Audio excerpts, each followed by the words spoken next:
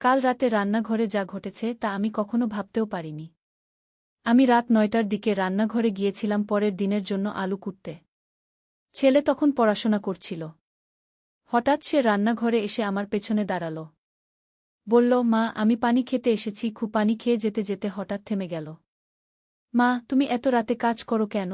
আমি হাসলাম, তোর জন্যই তো বাবা। সে আস্তে আস্তে আমার কাছে এসে বলল, আমার জন্য এত কষ্ট করো কেন? তার কণ্ঠে অদ্ভুত এক আবেগ। আমি আলু কাটা বন্ধ করে তার দিকে তাকালাম। কষ্ট আবার কি? তুই তো আমার সোনা। সে আমার হাত থেকে ছুরি নিয়ে টেবিলে রাখল। মা, আমি আর পারছি না। আমি বুঝলাম না কি বলতে চাইছে। সে আমার 2 হাত ধরে বলল, আমি প্রতিদিন তোমাকে এভাবে নিজের জন্য কষ্ট করতে দেখি, আর আমার মন কেমন করে। কি তুই কি বলতে চাস? আমি জিজ্ঞেস করলাম। তার চোখে অশ্রু এসে গেল। মা, আমি চাই তুমি আর আমার জন্য কষ্ট না করো। আমি চাই তোমার যত্ন নিতে। আমি বললাম, তুই তো আমার যত্ন নিসই। না মা, সেভাবে নয়। আমি তোমার যত্ন নিতে চাই একজন স্বামী হিসেবে। আমার মাথা ঘুরে গেল। সে আমার কোমর জড়িয়ে ধরে বলল, আমি তোমাকে ভালোবাসি মা। শুধু ছেলের মতো নয়, আমি তোমাকে ভালোবাসি একজন পুরুষের মতো। রান্নাঘরের টিউবলাইটের নিচে তার মুখ উজ্জ্বল দেখাচ্ছিল। সে আমার গাল স্পর্শ করে বলল, মা, তুমি যদি রাজি হও, আমি তোমাকে বিয়ে করব। আমরা এই বাড়িতেই নতুন জীবন শুরু করব। আমার হাত কাঁপছিল। সে আমার কাঁপা হাত নিজের হাতে নিয়ে বলল, ভয় পেজো না মা। আমি তোমাকে সারা জীবন সুখী রাখব। আলুর খোসা মেঝেতে ছড়িয়ে পড়েছিল, কিন্তু আমি শুধু তার চোখের দিকে তাকিয়েছিলাম, যেখানে এক অপরিচিত ভালোবাসার আগুন জ্বলছিল। এই গল্পটি সম্পূর্ণ শুনলে আপনাদের পানি অটোমেটিক বের হয়ে যাবে, যত দ্রুত সম্ভব হাতের কাছে টিস্যু নিয়ে বসে পড়ো।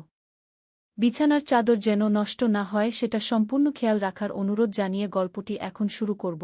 তার আগের সর্বশেষ অনুরোধ, দয়া করে এমন পানি বের করার গল্প নিয়মিত শুনতে আমাদের চ্যানেলটি সকলেই সাবস্ক্রাইব করুন। ধন্যবাদ। হ্যালো বন্ধুরা, আমার নাম রিমা দাস। আমার বয়স 40 বছর। আমার স্বামীর নাম বিপ্লব দাস, বয়স 43 বছর। আমাদের 2 সন্তান, রাহুল আর সীমা। রাহুল 18 বছর বয়সী, কলেজে পড়ে। সীমা 10 বছর বয়সী, স্কুলে যায়। আমি যেমন বলছিলাম, সেই রাতে আমার ছেলে রাহুল এমন কথা বলল যা শুনে আমার পা কাঁপতে শুরু করেছিল। কিন্তু তারপর যা হলো সেটাই আসল রহস্য। রাহুল হঠাৎ করে আমার কাঁধে হাত রেখে বলল, মা, তুমি কি জানো এই বাড়িতে অদ্ভুত কিছু ঘটছে? আমি চমকে উঠলাম। কি বলছিস তুই? মা, গত কয়েকদিন আমি রাতে অদ্ভুত শব্দ শুনছি। মনে হচ্ছে কেউ যেন আমাদের বাড়ির চারদিকে ঘুরে বেড়াচ্ছে। রাহুলের কণ্ঠে ভয় মিশানো ছিল। আমি বললাম, তুই ভুল শুনছিস বোধহয়। কিন্তু সত্যি কথা বলতে, আমিও গত কয়েকদিন অদ্ভুত কিছু লক্ষ্য করছিলাম। রাতে বাড়ির বাইরে থেকে পায়ের আওয়াজ আসছিল, যেন কেউ আমাদের বাড়ির চারপাশে পাহারা দিচ্ছে। রাহুল আমার কাছে আরও কাছে এসে বলল, মা, আমি আজ রাতে জানালা দিয়ে দেখলাম, একটা লোক আমাদের বাড়ির সামনে দাঁড়িয়ে আছে। সে কালো কাপড় পরে আছে আর মুখে কি যেন ঢেকে রেখেছে। এবার আমার শরীরে কাঁপুনি শুরু হল। তুই নিশ্চিত? একদম নিশ্চিত মা। আর শুধু তাই নয়, সে আমাদের দিকে তাকিয়েছিল। যখন আমি জানালা খুললাম তখন সে দৌড়ে পালিয়ে গেল। আমি রাহুলকে বললাম, এই কথা তোর বাবাকে বলিস না। উনি চিন্তায় পড়ে যাবেন। কিন্তু ভেতরে ভেতরে আমি জানতাম যে কিছু একটা ভুল হচ্ছে। পরের দিন সকালে আমি বাগানে গিয়ে দেখি, আমাদের ফুলের টবগুলো এলোমেলো হয়ে আছে। মাটিতে পায়ের ছাপ। আমি আরও ভালো করে দেখলাম। পায়ের ছাপগুলো আমাদের বাড়ির চারদিকে গোল করে ঘুরে গেছে। রাহুল স্কুল থেকে ফিরে এসে বলল, মা, আমাদের পাশের বাড়ির কাকু আজ আমাকে জিজ্ঞেস করেছেন যে আমাদের বাড়িতে রাতে কি কোনো অনুষ্ঠান হয়। কারণ তিনি নাকি রাতে আলো জ্বলতে বুঝতে দেখেছেন আমাদের ছাদে গিয়ে। ছাদে আলো? কিন্তু আমরা তো ছাদে যাই না রাতে। আমি অবাক হয়ে গেলাম। রাহুল বলল, আমিও তাই ভাবছি। চলো মা, আজ রাতে আমরা লুকিয়ে লুকিয়ে দেখি কি হয়। সেই রাতে আমরা সবাই ঘুমের অভিনয় করলাম। বিপ্লব গভীর ঘুমে ছিলেন, ছোট্ট সীমাও ঘুমিয়ে পড়েছিল। আমি আর রাহুল নিচের তলার জানালার কাছে লুকিয়ে রইলাম। রাত প্রায় 12টার দিকে হঠাৎ করে আমাদের ছাদে একটা আলো জ্বলে উঠল। আলোটা নীল রঙের, যেন কোনো টর্চলাইট। আমি আর রাহুল একে অপরের দিকে তাকালাম। মা, উপরে কে? রাহুল ফিসফিস করে জিজ্ঞেস করল। আমি জানি না। আমার গলা কাঁপছিল। হঠাৎ করে আমরা পায়ের আওয়াজ শুনলাম। কেউ ছাদে হাঁটাহাঁটি করছে। আওয়াজটা একবার এদিকে একবার ওদিকে যাচ্ছে, যেন কেউ কিছু খুঁজছে। রাহুল বলল, মা, আমি উপরে যেতে চাই। না, একদম না। খুব বিপজ্জনক। আমি তাকে ধরে রাখলাম। কিন্তু আমাদের কৌতূহল আর থামল না। আমরা আস্তে আস্তে সিঁড়ি দিয়ে উপরে উঠতে শুরু করলাম। প্রতিটা স্টেপে আমাদের হৃদস্পন্দন বেড়ে যাচ্ছিল। ছাদের দরজার কাছে পৌঁছে আমরা শুনলাম কেউ কি যেন খনন করছে। মাটি খোঁড়ার শব্দ আসছে। আমরা দরজার ফাঁক দিয়ে উকি দিলাম। একটা লোক আমাদের ছাদে একটা গর্ত খুঁড়ছে। তার পরনে কালো পোশাক, মাথায় একটা ক্যাপ। তার হাতে একটা ছোট কোদাল। রাহুল আমার কানে ফিসফিস করে বলল, মা, উনি কি চোর? আমি ইশারায় তাকে চুপ থাকতে বললাম। আমরা লুকিয়ে লুকিয়ে দেখতে থাকলাম। লোকটা প্রায় 10 মিনিট খোঁড়ার পর একটা কিছু বের করল। দেখতে একটা পুরনো কাঠের বাক্সের মতো। বাক্সটা খুলে সে ভেতর থেকে কিছু কাগজ বের করল। সেই কাগজগুলো আলোর নিচে পড়ে দেখতে লাগল। তারপর হঠাৎ করে সে মাথা তুলে আমাদের দিকে তাকাল। আমাদের চোখাচোখি হয়ে গেল। লোকটার মুখে একটা মাস্ক ছিল, কিন্তু তার চোখ দুটো আমি দেখতে পেলাম। খুব পরিচিত লাগছিল। লোকটা হঠাৎ করে দৌড়ে আমাদের দিকে এগিয়ে আসল। আমি আর রাহুল চিৎকার করে সিঁড়ি দিয়ে নামতে শুরু করলাম। বিপ্লব, বিপ্লব, আমি স্বামীকে ডাকতে শুরু করলাম। বিপ্লব ঘুম থেকে উঠে দৌড়ে এলেন। কি হয়েছে? ছাদে চোর, রাহুল চিৎকার করল। বিপ্লব একটা লাঠি নিয়ে ছাদে উঠলেন। আমরাও তার পেছনে পেছনে গেলাম। কিন্তু ছাদে কেউ নেই। শুধু মাটিতে একটা গর্ত আর চারপাশে মাটি ছড়ানো। এখানে তো কেউ নেই, বিপ্লব বললেন। কিন্তু এই গর্তটা, আমি দেখালাম। বিপ্লব গর্তের কাছে গিয়ে টর্চ জ্বালিয়ে দেখলেন। এটা কি? রাহুল বলল, বাবা, আমরা দেখেছি একটা লোক এখানে একটা বাক্স বের করেছিল। তারপর সেই বাক্স থেকে কিছু কাগজ নিয়েছিল। বিপ্লব আরও ভালো করে দেখলেন। গর্তের ভেতরে এখনও কিছু কাগজের টুকরো রয়ে গেছে। তিনি সেগুলো তুলে আনলেন। কাগজগুলো পুরনো, হলুদ হয়ে গেছে। তাতে কি যেন লেখা। আমরা নিচে এসে আলোর নিচে কাগজগুলো পড়ে দেখলাম। এটা তো আমাদের বাড়ির কাগজপত্র। বিপ্লব অবাক হয়ে বললেন, এই বাড়ির পুরনো দলিল। রাহুল জিজ্ঞেস করল, কিন্তু এসব ছাদে পুঁতে রাখা ছিল কেন? আমি কাগজগুলো আরও ভালো করে দেখলাম। একটা কাগজে লেখা, এই বাড়ির নিচে একটা গুপ্তধন রয়েছে। যে এই কাগজ পাবে সে সেই ধনের মালিক হবে। আমাদের সবার চোখ বড় বড় হয়ে গেল। গুপ্তধন? বিপ্লব বললেন, এসব কাগজে আরও কি লেখা আছে দেখি। অন্য একটা কাগজে একটা ম্যাপ আঁকা। সেই ম্যাপে আমাদের বাড়ির পুরো নকশা আর কিছু চিহ্ন দেওয়া। দেখো, এখানে চিহ্ন দেওয়া আছে। এর মানে হচ্ছে এই জায়গায় ধন পুঁতে রাখা আছে। রাহুল উত্তেজিত হয়ে বলল, সে চিহ্নটা আমাদের বাড়ির নিচের তলার স্টোর রুমের জায়গায় দেওয়া। আমি বললাম, কিন্তু যে লোকটা এসেছিল সে কি এই ধনের কথা জানত? বিপ্লব বললেন, হতে পারে। হয়তো সে ভেবেছিল আমরা ঘুমিয়ে আছি, তাই এসে কাগজগুলো নিয়ে যেতে চেয়েছিল। রাহুল বলল, তাহলে আমাদের তাড়াতাড়ি সেই ধন খুঁজে বের করতে হবে। না হলে সে আবার আসবে। পরের দিন সকালেই আমরা স্টোর রুম পরিষ্কার করতে শুরু করলাম। রুমটায় অনেক পুরনো আসবাবপত্র, বই, কাপড়চোপড় জমে আছে। সব কিছু সরানোর পর আমরা মেঝের দিকে তাকালাম। ম্যাপ অনুযায়ী এই রুমের উত্তর-পশ্চিম কোণায় চিহ্ন দেওয়া। বিপ্লব একটা হাতুড়ি দিয়ে মেঝেতে টোকা মারতে শুরু করলেন। এক জায়গায় টোকা মারতেই একটা ফাঁপা আওয়াজ এলো। এইখানে, রাহুল চিৎকার করে উঠল। আমরা সেই জায়গার মেঝের ফ্লোর ভেঙে দেখলাম। নিচে একটা লোহার বাক্স রয়েছে। বাক্সটা বেশ ভারী। বিপ্লব বাক্সটা তুলে আনলেন। বাক্সের উপরে একটা পুরনো তালা। তালাটা মরচে পড়ে গিয়ে দুর্বল হয়ে গেছে। হাতুড়ি দিয়ে একটা ঘা মারতেই তালা ভেঙে গেল। আমরা সবাই উত্তেজনায় বাক্সের চারপাশে ঘিরে দাঁড়ালাম। বিপ্লব ধীরে ধীরে বাক্সের ঢাকনা খুললেন। আমাদের চোখ ধাঁধিয়ে গেল। বাক্সে ভর্তি সোনার গহনা, হীরার অলংকার, পুরনো স্বর্ণমুদ্রা আর রূপোর বাসনপত্র।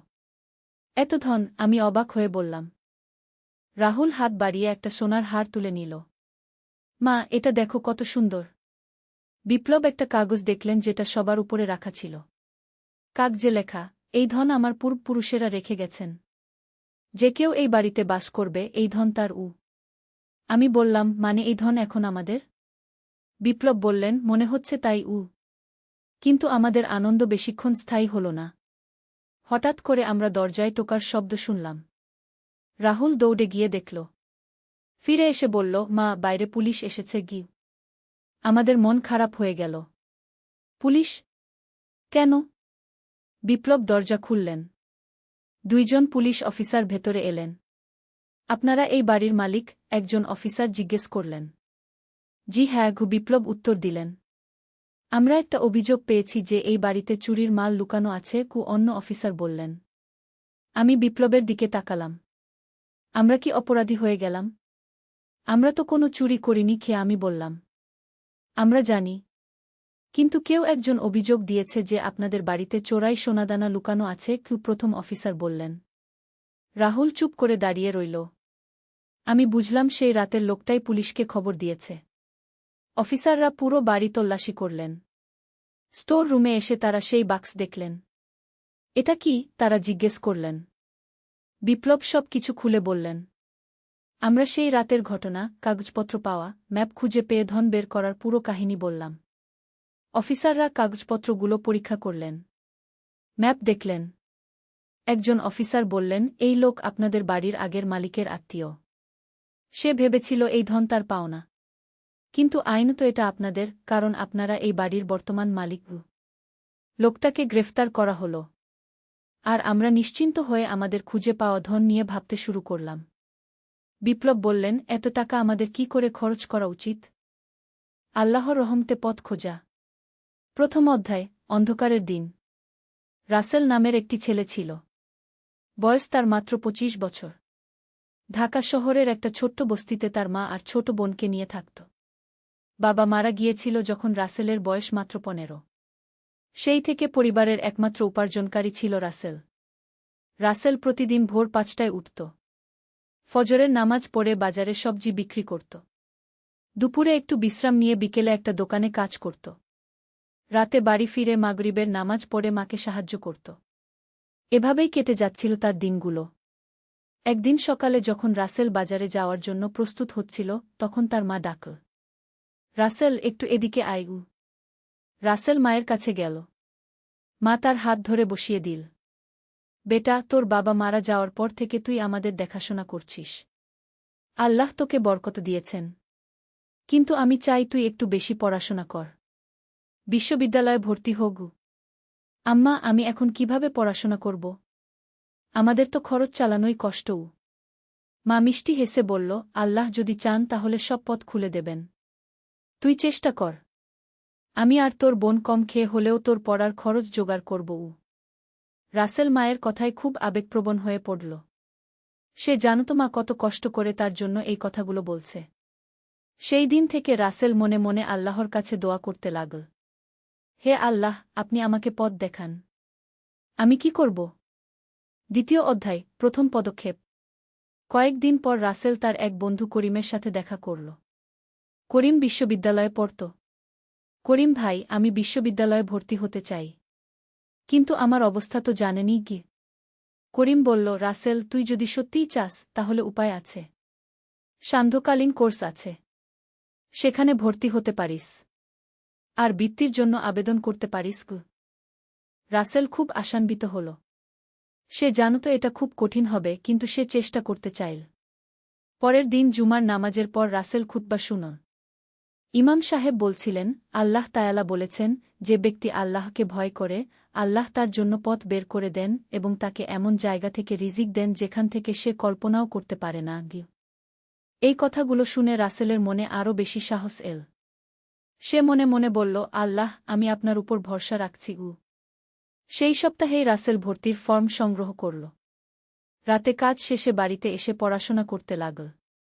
মা তাকে সাহায্য করত। ছোট বোন সাবিনাও তাকে উৎসাহ দিত। তৃতীয় অধ্যায়, পরীক্ষার সময়। 2 মাস পরিশ্রমের পর ভর্তি পরীক্ষার দিন এল। রাসেল খুব ভোরে উঠে তাহাজ্জুদ পড়ল। আল্লাহর কাছে দোয়া করল। আল্লাহ, আপনি যদি চান তাহলে আমাকে সফল করুন। আর যদি এটা আমার জন্য ভালো না হয় তাহলে আমাকে অন্য পথ দেখান। পরীক্ষার হলে গিয়ে দেখল অনেক ছাত্রছাত্রী। সবার চেহারায় উদ্বেগ। রাসেল মনে মনে সূরা ফাতিহা পড়ল এবং বিসমিল্লাহ বলে পরীক্ষা শুরু করল। পরীক্ষা শেষে রাসেল বাড়ি ফিরে মাকে সব বলল। মা বলল, আল্লাহর ইচ্ছা যা হবে তাই হবে।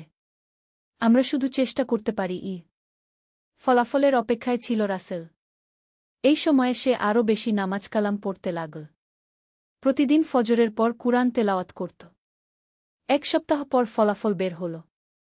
রাসেল দেখল তার নাম মেধা তালিকায় আছে। শুধু তাই নয়, সে বৃত্তিও পেয়েছে। রাসেল খুশিতে কেঁদে ফেলল।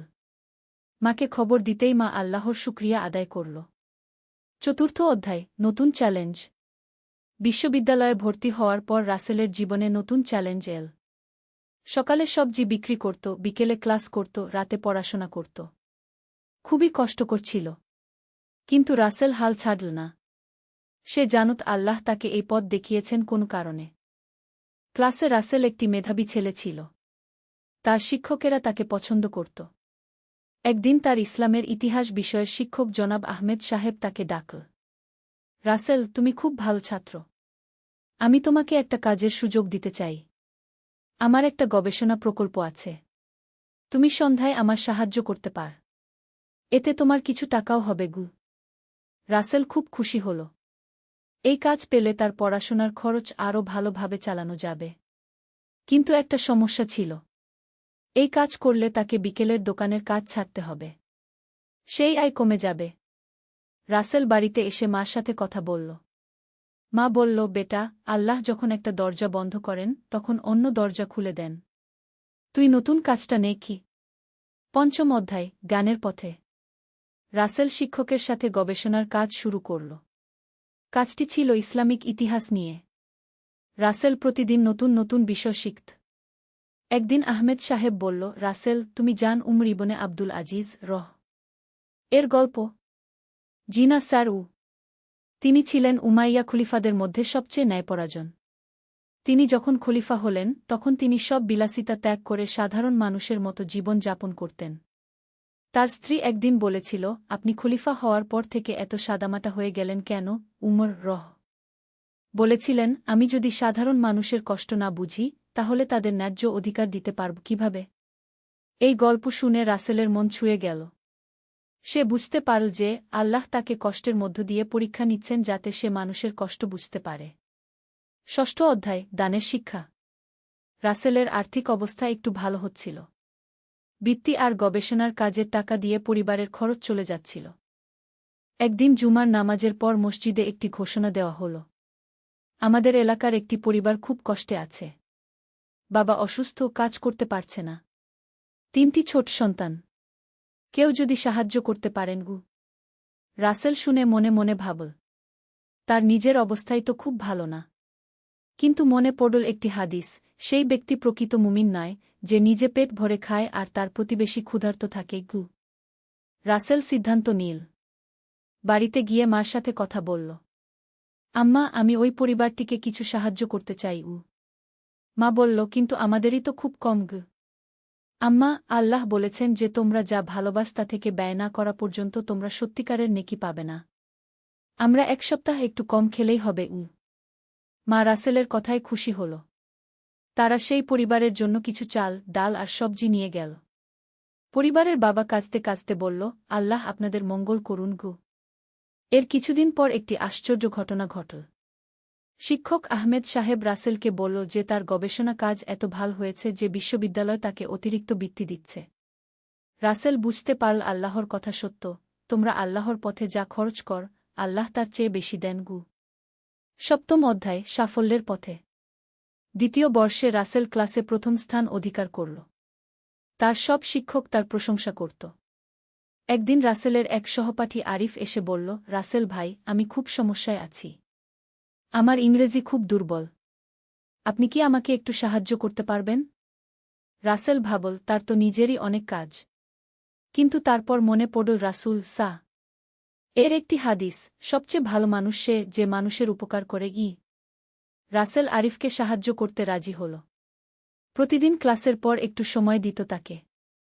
আরিফের ইংরেজি ভালো হতে লাগল। সে খুব কৃতজ্ঞ ছিল রাসেলের কাছে। 1 মাস পর আরিফ রাসেলকে একটি খবর দিল। রাসেল ভাই, আমার বাবার একটি কোম্পানি আছে। উনি বলেছেন আপনাকে পার্ট টাইম কাজ দিতে পারেন। বেতনও ভালোও। রাসেল অবাক হল। সে আরিফকে শুধু সাহায্য করেছিল মানবিকতার কারণে। কিন্তু আল্লাহ তাকে এর বিনিময় দিলেন। অষ্টম অধ্যায়, পরিবারের খবর। নতুন কাজের কারণে রাসেলের আয় বেড়ে গেল। পরিবারের অবস্থা ভালো হতে লাগল।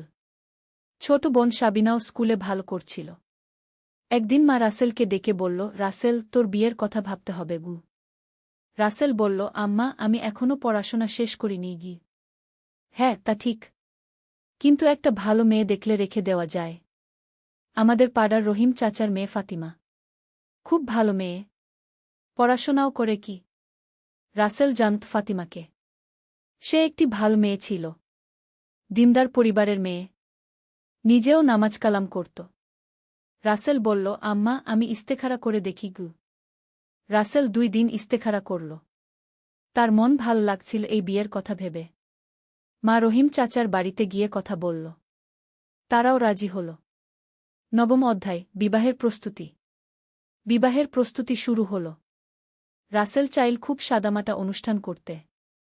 একদিন ফাতিমার বাবা রহিম চাচা এসে বলল, রাসেল বেটা, তোমার কোনো চাহিদা আছে? রাসেল বলল, চাচা, আমি কিছু চাই না। শুধু আল্লাহর রহমত চাই।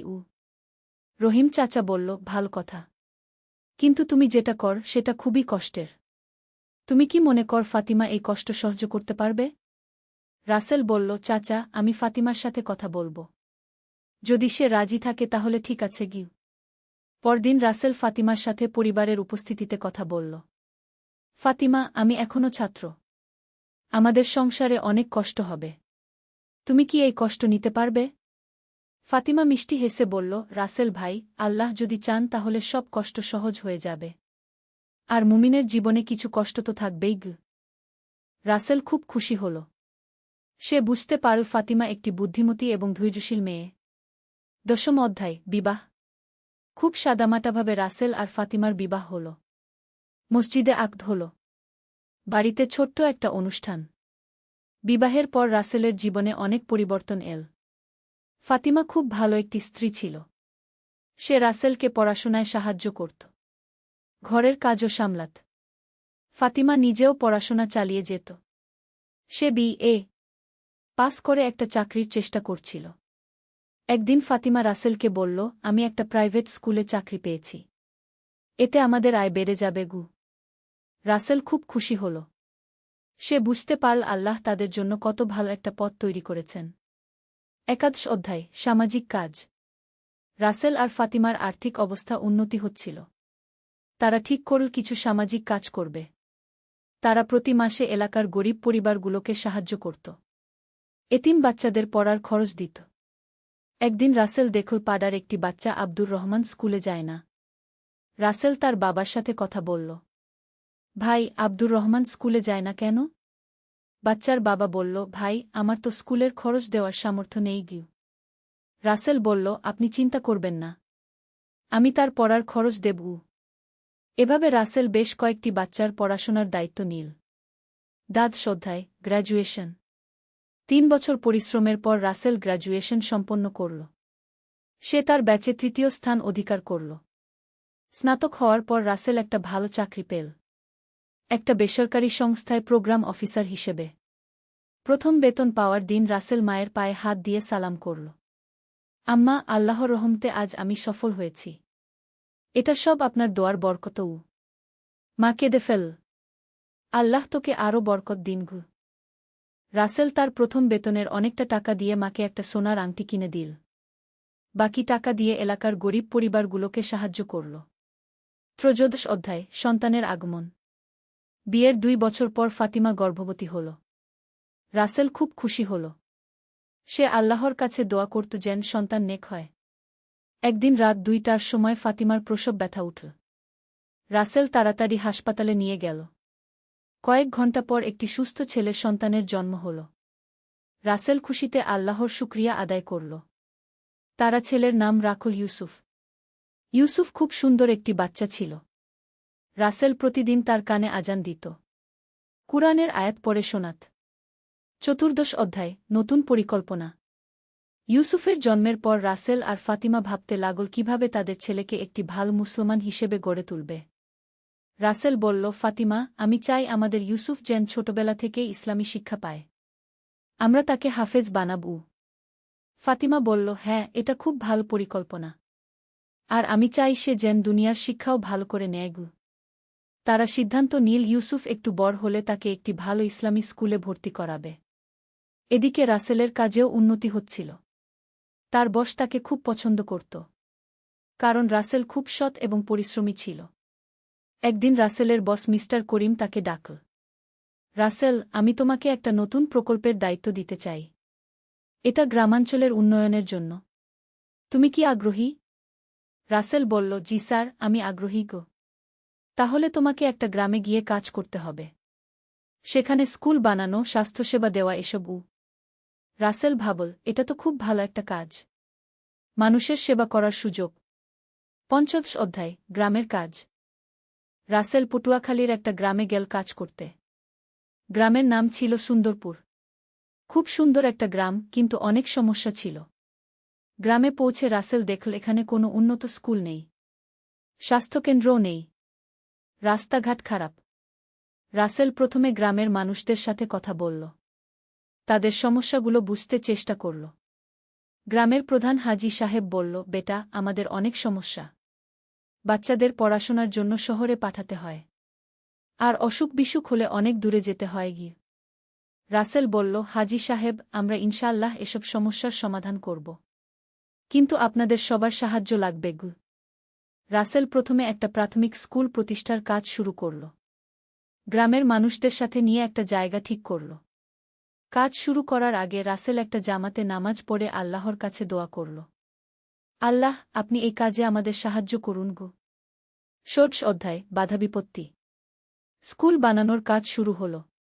কিন্তু কিছু সমস্যা দেখা দিল। গ্রামের কিছু প্রভাবশালী লোক এই প্রকল্পের বিরোধিতা করতে লাগল। একদিন রাসেল জানতে পারল যে স্থানীয় একজন রাজনৈতিক নেতা আলতাফ সাহেব বলেছেন যে এই প্রকল্প তার অনুমতি ছাড়া হতে পারবে না। রাসেল ভাবল, এই সমস্যার সমাধান করতে হবে। সে আলতাফ সাহেবের সাথে দেখা করতে গেল। আসসালামু আলাইকুম আলতাফ ভাই। ওয়ালাইকুম আসসালাম। তুমিই নাকি ওই নতুন অফিসার? জি ভাই, আমি রাসেল। আপনার সাথে কিছু কথা বলতে চেয়েছিলাম গু। কি ব্যাপার? আমরা এই গ্রামে একটা স্কুল বানাতে চাচ্ছি। শুনলাম আপনি বিরোধিতা করছেন গু। আলতাফ সাহেব একটু রাগত স্বরে বলল, দেখ ভাই, এই এলাকায় আমার প্রভাব আছে। আমার সাথে কথা না বলে কিছু করা যায় না। রাসেল বুঝতে পারল আলতাফ সাহেব মনে করছেন তার ক্ষমতা চ্যালেঞ্জ হচ্ছে। রাসেল বিনয়ের সাথে বলল, ভাই, আমি আপনাকে অসম্মান করার জন্য আসিনি। আসলে আমি চাই আপনি এই প্রকল্পে আমাদের সাহায্য করুন। আপনার অভিজ্ঞতা আর নেতৃত্ব আমাদের অনেক কাজে লাগবে গি। আলতাফ সাহেব একটু চিন্তা করল। রাসেলের বিনয়ী আচরণে তার মন নরম হল। ঠিক আছে, আমি তোমাদের সাহায্য করব। কিন্তু সব কিছু আমার সাথে পরামর্শ করে করতে হবে গু। রাসেল খুশি হল। সে বুঝতে পারল যে বিনা আর সম্মানের মাধ্যমে অনেক সমস্যার সমাধান করা যায়। ৭০ অধ্যায়, স্কুল প্রতিষ্ঠা। আলতাফ সাহেবের সহযোগিতায় স্কুল বানানোর কাজ দ্রুত এগিয়ে চল। গ্রামের সবাই মিলে হাত লাগাল। ৬ মাস পর একটি সুন্দর প্রাথমিক স্কুল তৈরি হল। রাসেল ঢাকা থেকে কিছু শিক্ষক এনে নিযোগ দিল। স্কুল উদ্বোধনের দিন গ্রামের সবাই এল। হাজী সাহেব বলল, রাসেল বেটা, তুমি আমাদের গ্রামে আলো নিয়ে এসেছ। আল্লাহ তোমাকে উত্তম প্রতিদান দিন গু। রাসেলের চোখে পানি এসে গেল। সে বুঝতে পারল আল্লাহ তাকে এই কাজের জন্যই পাঠিয়েছেন। স্কুলে ভর্তির জন্য অনেক বাচ্চা এল। রাসেল দেখল যে অনেক গরিব পরিবারের বাচ্চারা বইখাতা কিনতে পারছে না। রাসেল সিদ্ধান্ত নিল যে গরিব বাচ্চাদের বিনামূল্যে বইখাতা দেবে। তার নিজের বেতনের টাকা দিয়েই এই খরচ চালাল। ৮৮ অধ্যায়, স্বাস্থ্যসেবা। স্কুলের পর রাসেল গ্রামে একটা স্বাস্থ্যকেন্দ্র করার পরিকল্পনা করল। এই কাজটা আরও কঠিন ছিল। রাসেল ঢাকা গিয়ে একজন ডাক্তারের সাথে কথা বলল। ডাক্তার সাহেব বলল, আমি সপ্তাহে একবার আসতে পারব। কিন্তু একজন নার্স সব সময় থাকতে হবে গি।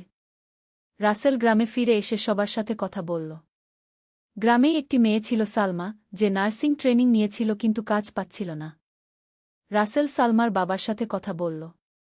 চাচা, সালমা যদি এই স্বাস্থ্যকেন্দ্রে কাজ করে তাহলে গ্রামের অনেক উপকার হবে গো। সালমার বাবা রাজি হল। সালমাও খুশি হল যে সে নিজের গ্রামেই কাজ করতে পারবে। ৩ মাস পর স্বাস্থ্যকেন্দ্র চালু হল। প্রথম দিনেই অনেক রোগী এল। একটি বুড়ি এসে রাসেলের হাত ধরে বলল, বেটা, তুমি আমাদের জন্য কি করেছ? আল্লাহ তোমার মঙ্গল করুন গো। 49 অধ্যায়, ব্যক্তিগত জীবনের চ্যালেঞ্জ। গ্রামে কাজ করতে গিয়ে রাসেল পরিবার থেকে দূরে থাকতে হতো। মাসে একবার বাড়ি যেত। একদিন ফাতিমা ফোন করে বলল, রাসেল, ইউসুফ তোমার জন্য খুব কাঁদে। তুমি কি একটু বেশি বাড়িতে থাকতে পার? রাসেল মনে মনে কষ্ট পেল। সে জানত পরিবারের জন্য সময় দেওয়া খুব জরুরি। কিন্তু গ্রামের কাজও ছেড়ে দেওয়া যায় না। সেই রাতে রাসেল অনেক চিন্তা করল। সে আল্লাহর কাছে দোয়া করল। আল্লাহ, আমি কি করব? পরিবারের দায়িত্ব আছে, আবার মানুষের সেবার দায়িত্বও আছে কি। পরদিন সকালে ফজরের নামাজের পর রাসেল কুরআন খুল। তার চোখে পড়ল একটা আয়াত, যে ব্যক্তি আল্লাহকে ভয় করে, আল্লাহ তার জন্য পথ বের করে দেন গু। রাসেল বুঝতে পারল আল্লাহ কোনো না কোনো উপায় করে দেবেন। সেই দিনই দুপুরে রাসেলের বস করিম সাহেব ফোন করল। রাসেল, তোমার কাজ দেখে আমি খুব খুশি। আমি চাই তুমি ঢাকায় ফিরে এস। তোমাকে প্রমোশন দেব। আর এই গ্রামের প্রকল্প তুমি ঢাকা থেকে পরিচালনা করতে পারগো। রাসেল খুব খুশি হল। এটাই ছিল তার সমস্যার সমাধান। 20 অধ্যায়, ঢাকায় প্রত্যাবর্তন। ঢাকায় ফিরে এসে রাসেল পরিবারের সাথে বেশি সময় কাটাতে পারছিল। ইউসুফ তখন 3 বছরের হয়েছে। খুব সুন্দর বাচ্চা। রাসেল প্রতিদিন ইউসুফকে কুরআনের ছোট ছোট সূরা শেখাত। আর গল্প বলত নবীদের জীবনী। একদিন ইউসুফ বলল, আব্বা, আমি বড় হয়ে আপনার মতো মানুষের সেবা করব গু। রাসেলের চোখে পানি এল। সে বুঝতে পারল সন্তানের উপর বাবার প্রভাব কত গভীর। এদিকে রাসেলের কাজেরও অনেক উন্নতি হল। সে এখন একটা বিভাগের প্রধান। অনেক প্রকল্প তার তত্ত্বাবধানে চলছে। কিন্তু সাফল্যের মধ্যেও রাসেল তার আসল লক্ষ্য ভুলে যায়নি। সে নিয়মিত দান খরাত করত। গরিব বাচ্চাদের পড়াশোনার খরচ দিত। 21 অধ্যায়, সাম্প্রদায়িক সেবা। রাসেল দেখতে পেল ঢাকা শহরেও অনেক সমস্যা আছে। বস্তিতে বসবাসকারী মানুষদের জীবনযাত্রার মান খুব খারাপ। সে তার কয়েকজন বন্ধুকে নিয়ে একটা ছোট সংগঠন তৈরি করল। নাম দিল সেবা সংস্থা গু। প্রতি শুক্রবার তারা বিভিন্ন বস্তিতে যেত। ফ্রি চিকিৎসা সেবা দিত। বাচ্চাদের পড়াশোনার ব্যবস্থা করত। একদিন রাসেল একটা বস্তিতে গিয়ে দেখল একটা বাচ্চা খুব কাঁদছে। রাসেল তার কাছে গিয়ে জিজ্ঞেস করল, কি হয়েছে বেটা? বাচ্চাটি বলল, আমার মা অসুস্থ। কিন্তু ডাক্তার দেখানোর টাকা নেই গে। রাসেল তাড়াতাড়ি বাচ্চার মাকে হাসপাতালে নিয়ে গেল। চিকিৎসার খরচ দিল। বাচ্চার মা সুস্থ হয়ে বলল, ভাই, আপনি আমার জন্য এত করলেন কেন? রাসেল বলল, আপা, আমাদের নবী সা বলেছেন, মানুষের সেবা করাই আল্লাহর সেবা গু। 20 অধ্যায়, পারিবারিক সুখ। রাসেল আর ফাতিমার সংসারে অনেক সুখ ছিল। তারা একে অপরকে সম্মান করত। একসাথে নামাজ পড়ত। কুরআন তেলাওয়াত করত। ইউসুফ এখন 5 বছরের। খুব মেধাবী বাচ্চা। রাসেল তাকে একটা ভালো ইসলামী স্কুলে ভর্তি করিয়েছে। একদিন ইউসুফ স্কুল থেকে এসে বলল, আব্বা, আমাদের ক্লাসে একটা বাচ্চা খুব কাঁদছিল গু। কেন? তার বাবা মা তার স্কুলের ফি দিতে পারছে না আগে। রাসেল মুচকি হাসল। সে জানত তার সন্তান কোন দিকে যাচ্ছে। তুমি কি মনে কর আমাদের তাকে সাহায্য করা উচিত? ইউসুফ খুশি হয়ে বলল, হ্যাঁ আব্বা। আমরা তো সবসময় অন্যদের সাহায্য করি গু। পরদিন রাসেল স্কুলে গিয়ে সেই বাচ্চার ফি দিয়ে দিল। এদিকে ফাতিমার আবার সন্তান আসার খবর। রাসেল খুব খুশি। তারা দোয়া করছিল যেন এবারও একটা নেক সন্তান পায়। 23 অধ্যায়, দ্বিতীয় সন্তান। ফাতিমার একটি মেয়ে হল। নাম রাখল আয়েশা। খুব সুন্দর বাচ্চা। ইউসুফ খুব খুশি। সে প্রতিদিন ছোট বোনের যত্ন নিত। রাসেল দেখত যে ইউসুফ খুব দায়িত্বশীল একটা বাচ্চা হয়ে উঠছে। সে অন্যদের সাহায্য করতে ভালোবাসে। নামাজ কালাম নিয়মিত করে। একদিন রাসেল ইউসুফকে বলল, বেটা, তুমি বড় হয়ে কি হতে চাও? ইউসুফ বলল, আব্বা, আমি ডাক্তার হয়ে গরিব মানুষদের সেবা করতে চাই। আর কুরআনও মুখস্থ করব উ। রাসেল খুব গর্বিত হল। সে বুঝতে পারল তার সন্তান সঠিক পথে যাচ্ছে। 24 অধ্যায়, বড় পরিকল্পনা। রাসেল এতদিনে অনেক অভিজ্ঞতা অর্জন করেছে। সে ভাবল আরও বড় কিছু করার। সে তার কিছু বন্ধু এবং সহকর্মীদের নিয়ে একটা বড় পরিকল্পনা করল। দেশের বিভিন্ন গ্রামে স্কুল আর হাসপাতাল তৈরি করা। কিন্তু এই কাজের জন্য অনেক টাকার দরকার। রাসেল ভাবল কিভাবে ফান্ড সংগ্রহ করবে। সে বিভিন্ন ধনী ব্যক্তিদের সাথে যোগাযোগ করল। অনেকেই সাহায্য করতে রাজি হল। একদিন একজন বিজনেসম্যান হাজি করিম সাহেব রাসেলকে বলল, তুমি যে কাজ করছ এটা খুব ভালো। আমি তোমাদের নিয়মিত অনুদান দেবঘু। রাসেল খুব খুশি হল। সে বুঝতে পারল আল্লাহ তার কাজে সাহায্য করছেন। পঞ্চবিংশ অধ্যায় সম্প্রসারণ। পরের বছর রাসেলের সংস্থা দেশের 5টি জেলায় কাজ শুরু করল। তারা 100টি স্কুল আর 5টি স্বাস্থ্যকেন্দ্র চালু করল। রাসেল প্রতি মাসে এসব জায়গা ভিজিট করত। সে দেখত যে তার কাজের প্রভাব কেমন হচ্ছে। একটা গ্রামে গিয়ে সে দেখল যে তাদের তৈরি স্কুল থেকে পাস করা একটা ছেলে এখন ডাক্তার হয়েছে। সে আবার নিজের গ্রামে ফিরে এসে মানুষের সেবা করছে। রাসেল বুঝতে পারল এটাই হল প্রকৃত সাফল্য। শুধু নিজের উন্নতি নয়, অন্যদের উন্নতিতে সাহায্য করা। ষড়বিংশ অধ্যায় পরবর্তী প্রজন্ম। ইউসুফ এখন 100 বছরের। সে কুরআনের অর্ধেক মুখস্থ করে ফেলেছে। পড়াশোনাতেও খুব ভালো। আয়েশা 5 বছরের। সেও স্কুলে ভর্তি হয়েছে। খুব মিষ্টি এবং বুদ্ধিমতী। রাসেল দেখত তার সন্তানরা অন্য বাচ্চাদের সাথে খুব ভালো ব্যবহার করে। তারা গরিব বন্ধুদের সাহায্য করে। একদিন ইউসুফ বাড়িতে এসে বলল, আব্বা, আমি আমার পকেট মানি জমিয়ে একটা গরিব বাচ্চার বই কিনে দিয়েছি গু। রাসেল খুশি হয়ে বলল, খুব ভালো কাজ করেছ বেটা। আল্লাহ তোমাকে বরকত দিন গু। ফাতিমাও খুব খুশি। সে বলল, আলহামদুলিল্লাহ, আমাদের সন্তানরা সঠিক পথে যাচ্ছে গি। সপ্তবিংশ অধ্যায় স্বীকৃতি। রাসেলের কাজের জন্য সে বিভিন্ন পুরস্কার পেতে লাগল। সরকার থেকেও সম্মাননা পেল। কিন্তু রাসেল কখনো গর্বিত হল না। সে সবসময় মনে রাখত যে এসব আল্লাহর রহমত। একদিন একটা অনুষ্ঠানে রাসেলকে সম্মাননা দেওয়ার সময় বলতে বলল। রাসেল মাইকে বলল, আমি যা কিছু করতে পেরেছি সব আল্লাহর রহমত। আমার মা, আমার স্ত্রী এবং অনেক মানুষের দোয়া আর সাহায্যে এটা সম্ভব হয়েছে। আমি শুধু একটা মাধ্যম গু। উপস্থিত সবাই তার কথায় মুগ্ধ হল। তারা বুঝতে পারল রাসেল একজন সত্যিকারের বিনয়ী মানুষ। অষ্টাবিংশ অধ্যায় পরিবারের ভবিষ্যৎ। ইউসুফ এখন 5 বছরের। সে কুরআন পুরো মুখস্থ করে ফেলেছে। পড়াশোনাতেও খুব ভালো। সে ডাক্তার হতে চায়। আয়েশা 100 বছরের।